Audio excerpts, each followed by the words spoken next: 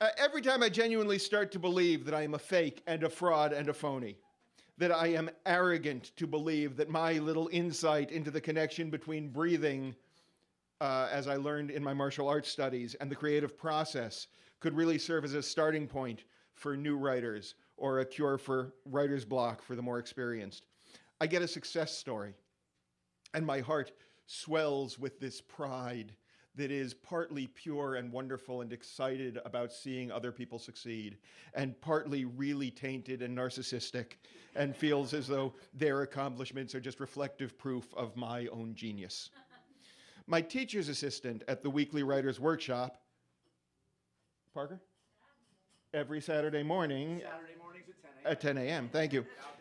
Dow Comedy Studio. 131 Southwestern Avenue.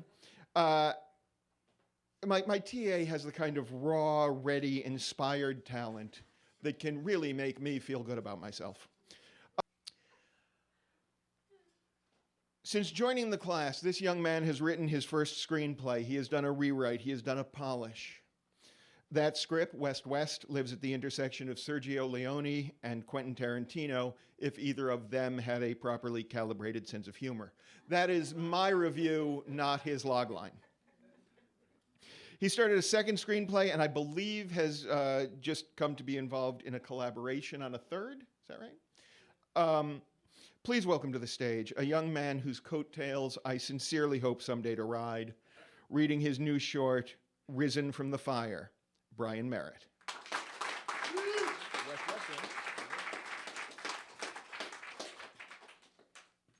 Thank y'all for coming out.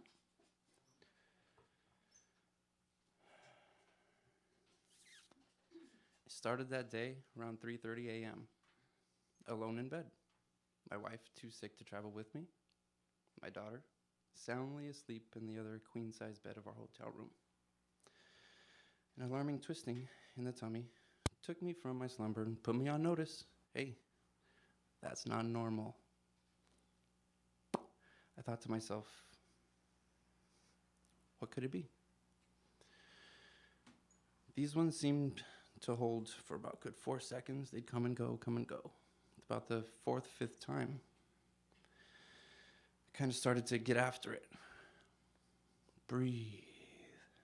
Slower. Pucker your lips. There you go. Side thought. God damn, that bacon burger. Uncooked. I should have known better. I maternally instructed myself. Be ready to run to the bathroom. Take your blankets off. You can't afford to get tripped up. Because when you're lying on the right side, the way that the stomach is designed, the acid's lined up with the esophagus, so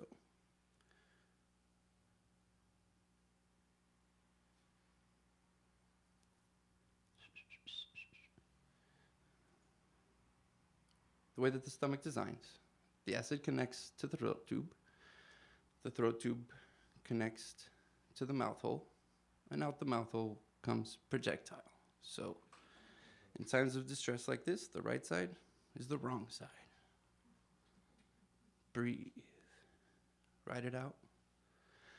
Remember when you'd get too drunk and your body would do that thing where it knew to deploy that burst of teeth-saving saliva, literally seconds before the waves of whatever you ate or drank switch from low tide to tsunami and start kicking on the back of your throat right before, okay, enough of that. No need to conjure. So that thing that hasn't done that, cool, keep watch, breathe.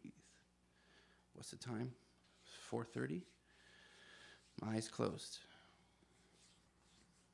I woke a little after 7 a.m. to my daughter requesting that we go get breakfast, that she wants a waffle, not because she's gonna eat it, but because she gets to watch me make it.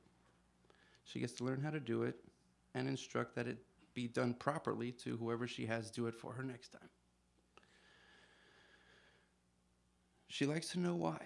She likes to know how. And if she can't do it herself, she likes to make sure that things are done properly. So I oblige. So waffle party it is, I asked. Have you used the potty? No?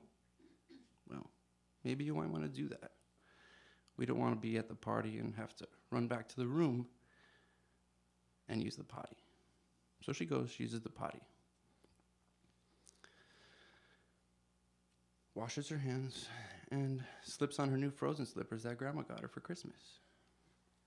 We head to the breakfast area, and as we walk down the hallway, it seems as though the utensils that are on the plates, the closing of the metal hoods on the heating trays are all being painfully directed down the hallway into my head.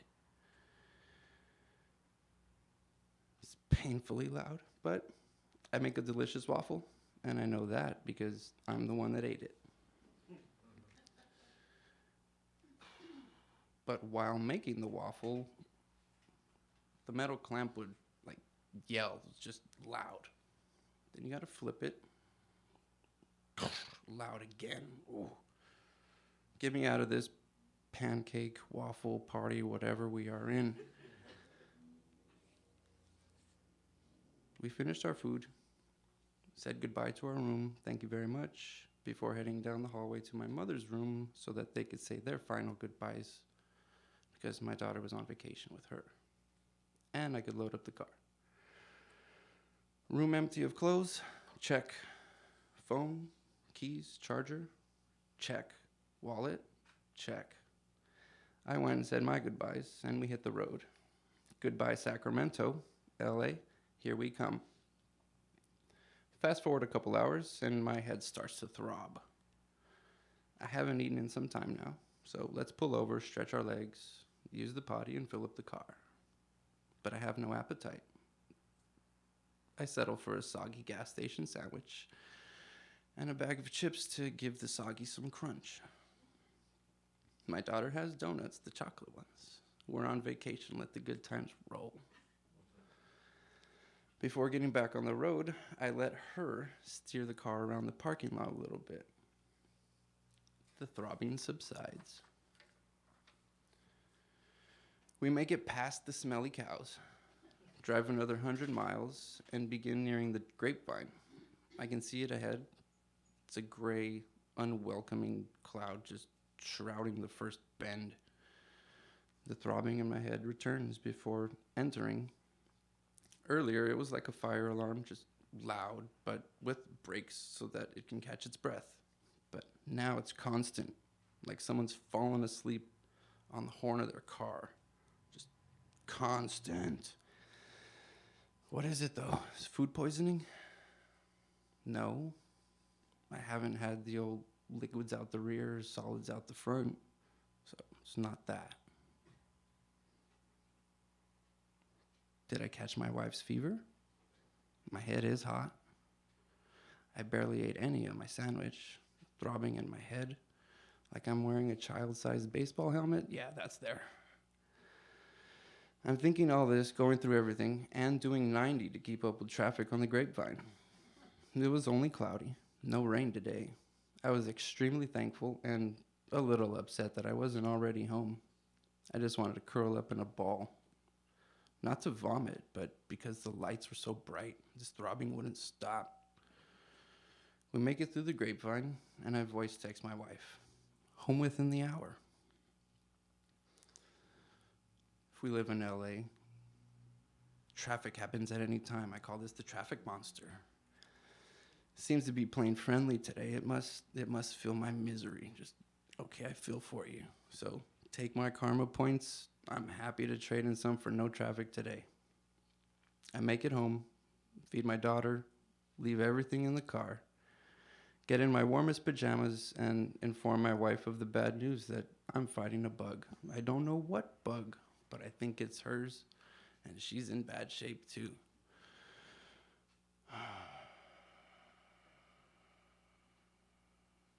So like earlier, focus, breathe. I sit with her and close my eyes. In my breathing, I began to formulate how I thought this bug virus might look. And at first, my thinking was erratic, like flipping through boring magazines. Who cares? Who cares? Bullshit, bullshit, bullshit, bullshit. And suddenly, it stopped. My brain stopped it, and it said, here. check this out. So I saw it, zoomed in, and I could see it just laughing, just leeching off of my imaginary red blood cells. So I told my brain, this needs to be set on fire. My brain asked, all of it? I said, no, just the bugs. Those are the things we need to get rid of. So, me and my brain, we open up another slide, cut the highlighted bugs off of the cells, paste them on this new separate slide, and we put them in the position they were over here so we can address it. And I tell my brain, set that on fire. Send the message to the body. We are on burn notice. I don't remember much of the rest of the night. I fell asleep. I woke up in my pajamas, in a pool of sweat, feeling way more than 50% better. Feeling hungry. Feeling like I pried this child-sized helmet off of my head. Feeling risen from the fire. The end.